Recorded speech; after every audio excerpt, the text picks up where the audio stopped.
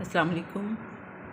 اپنے باغیچے سے آج صبح کے تازہ موتیے کے پھول توڑ کے لائی ہوں اور اپنی مطالعہ کی میز پر ان کو زینت بنا لیا، کیونکہ یہ ہرے بھرے پتے پھول خود میں نے اپنی محنت سے اگائے۔ میں نے محنت کی، کوشش کی، اور کیونکہ باغبان کا مالی کا کام ہے محنت کرنا، کوشش کرنا، دیکھ بھال کرنا پودوں کی، لیکن اس پر پھل پھول لگانا دراصل قدرت کے ہاتھ میں ہے۔ تو میں اس بات پہ بہت خوش ہوتی ہوں، میری روح بہت معطر ہوتی ہے جب میں اس بات کی تہہ تک پہنچتی ہوں کہ دراصل یہ میری محنت کا نتیجہ تو ہے، لیکن قدرت کی عنایت ہے کہ پھل پھول لگانا اللہ تعالیٰ کے ہاتھ میں ہے، انسان اس میں بے بس ہے۔ اگر مجھے یہ خوف ہو کہ میری محنت جو ہے وہ ضائع ہو جائے گی تو میں کبھی کوشش ہی نہ کروں۔ تو میں نے اپنے اس خوف پر غلبہ پایا اور زندگی سے یہ سیکھا کہ جرأت مندی سے، دلیری سے زندگی کے مسائل سے بھی نمٹا جا سکتا ہے، اور کوشش کا عمل بھی ہمیشہ جاری رہتا ہے۔ کوشش اور سعی جو ہے وہ انسان کی زندگی سے نکال دی جائے تو باقی کچھ نہیں بچتا۔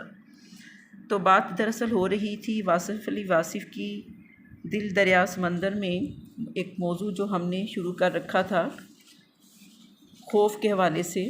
تو میں یہ چاہتی ہوں کہ آج اس موضوع کو کچھ سمیٹا جائے، اس پر مزید بات بھی کر لی جائے۔ یہاں پر ایک جملہ جو کہ میں نے جس پر غور کیا، آپ کو بھی اس حوالے سے کچھ بتانا چاہوں گی۔ وہ کہتے ہیں کہ جی، خوف زدہ انسان خود کو اس بڑی دنیا میں تنہا محسوس کرتا ہے۔ اب یہ بھری دنیا جو ہے وہ کیسے ہے؟ وہ قدرت کی مخلوقات دراصل انسان ہے جس سے یہ دنیا بھری ہے۔ پھل پھول ہیں، پودے ہیں، سبزہ ہے، پہاڑ ہیں، دریا ہیں، سمندر ہے، سب کچھ ہے اس دنیا میں، اور یہ کس لیے ہے؟ انسان کے لیے۔ تو ایسے میں انسان جو ہے وہ بڑی دنیا میں تنہا خود کو اس وقت محسوس کرتا ہے، احساس تنہائی میں اس وقت مبتلا ہو جاتا ہے، وہ ایسا لگتا ہے اسے جیسے کہ وہ وسیع صحرا میں تنہا مسافر ہو اور وہ بالکل اکیلا ہے۔ اس کے وجود کا احساس جو ہے وہ بھی اسے مشکل دکھائی دیتا ہے۔ تو یہ احساس اس وقت میرے خیال میں پیدا ہوتا ہے۔ میں واصف علی واصف کی اس بات کو، اس کی گہرائی کو سمجھتے ہوئے میں اس نتیجے پر پہنچتی ہوں، اور اپنی زندگی کے تجربے سے بھی، کہ اگر انسان خود کو دوسروں سے افضل اور ارفع نہ سمجھے، وہ یہ سوچے کہ وہ بھی انہی انسانوں کا ایک حصہ ہے، وہ انسانوں کے بغیر کچھ بھی نہیں، وہ اپنے ساتھی، اپنے ہم نفسوں کے بغیر کچھ نہیں، تو یہ تنہائی کا احساس بھی ختم ہو جائے گا۔ وہ اپنی ذات کے اندر ایک انجمن ہے۔ اب یہاں پر وہ ایک اگلی بات جو کرتے ہیں، جو میں نے آپ کے لیے نمایاں بھی کی، کہ وہ کہتے ہیں جی، خوف سے بچنے کا واحد مناسب اور سہل طریقہ یہی ہے کہ انسان میں خدا کا خوف پیدا ہو جائے۔ بہت خوبصورت بات ہے خوف خدا اور اللہ تعالیٰ کی ذات کا ڈر جو ہے وہ، اور یہ ڈر کس قسم کا ہے؟ ایک طرف تو یہ اللہ سے محبت ہے، اور خوف کس چیز کا ہے؟ کہ وہ ایک ذات ہے جو کہ اعلیٰ ہے، افضل ہے، ہر چیز سے برتر ہے۔ انسان کچھ بھی نہیں، انسان تو اس کی مخلوق ہے، اس کی ایک تخلیق ہے۔ تو جب یہ خوف خدا اس کے دل میں پیدا ہو جاتا ہے تو وہ کسی دوسری چیز سے نہیں ڈرتا۔ باقی سارے خوف جو ہیں دنیاوی ہیں، عارضی ہیں، اور ان کی کوئی اہمیت، کوئی حیثیت نہیں۔ اس کے آگے وہ بات کرتے ہیں کہ جی، یہ خوف ہر خوف سے نجات دلاتا ہے۔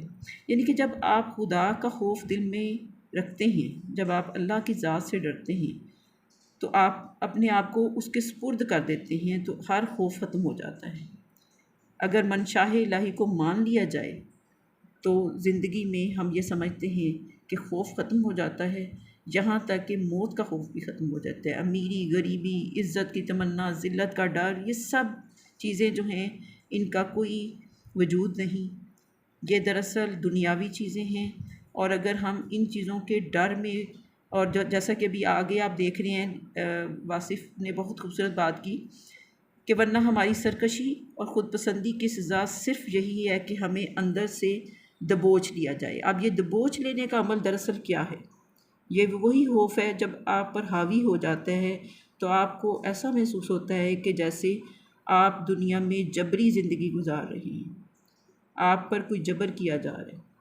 تو جب آپ اپنے اندر سے مطمئن ہو جائیں گے اور یہ سوچیں گے کہ یہ دنیا عارضی ٹھکانہ ہے، اور ہم جو کچھ بھی ہیں اور جس لیے بھی دنیا میں آئے ہیں تو وہ ایک ذات ہے کہ جس کے حکم کے بغیر کچھ بھی، ایک پتا، یہاں تک ایک پتا بھی اپنی جگہ سے حرکت نہیں کر سکتا۔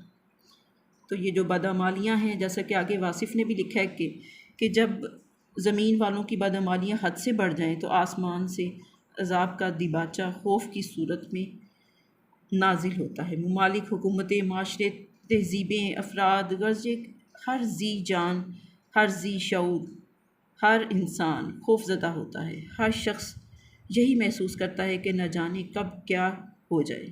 ہر ارتقا اندیشے سے دوچار ہوتا ہے، یعنی وہ یہ سوچتا ہے جو بھی کام وہ آغاز کرتا ہے، شروع کرتا ہے، ابتدا کرتا ہے کسی بھی کام کی، تو وہ ایک اندیشہ، ایک خوف اس انسان کے دل میں پنپتا رہتا ہے، پرورش پاتا رہتا ہے، اور کبھی کبھی تناور درخت کی مانند ہو جاتا ہے جب وہ خدا کا خوف اپنے دل میں اس کو جگہ نہیں دیتا۔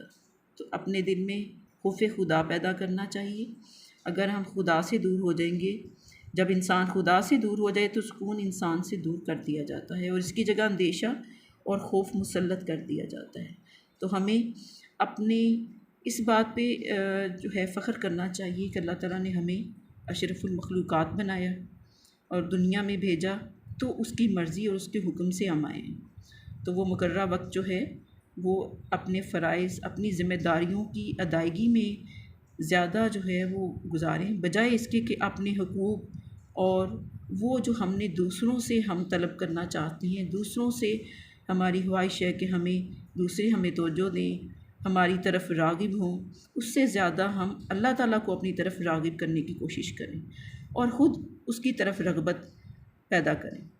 یہ دونوں میں سے ایک چیز ہونی چاہیے، جیسا کہ کہا جاتا ہے کہ نماز میں دو چیزیں ضروری ہیں، دو چیزیں ہونی چاہیے، دونوں میں سے ایک ہو تو بہتر ہے۔ آپ کو نماز کی لذت کا احساس ہوتا ہے، اس کا اصل جو ہے وہ حاصل ہو جاتا ہے، اور وہ کیا ہے کہ یا تو یہ محسوس کریں کہ اللہ آپ کو دیکھ رہا ہے، یا آپ یہ سوچیں کہ آپ اللہ تعالیٰ کو دیکھ رہے ہیں۔